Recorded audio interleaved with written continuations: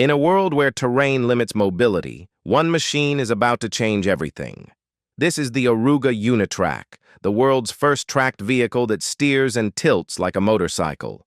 Born from innovation, engineered for adventure, and yes, ready for the zombie apocalypse. Developed by an international team based in Riga, Latvia, the UNITRACK is built for those who refuse to be limited by the road, or the lack of one.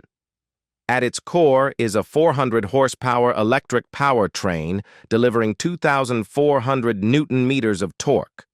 It accelerates from 0 to 100 kilometers per hour in just 3 seconds, with a top speed of 120 kilometers per hour.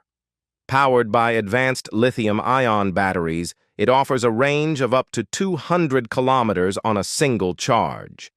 When it's time to recharge, it takes just 1 to 2 hours before it's ready to go again.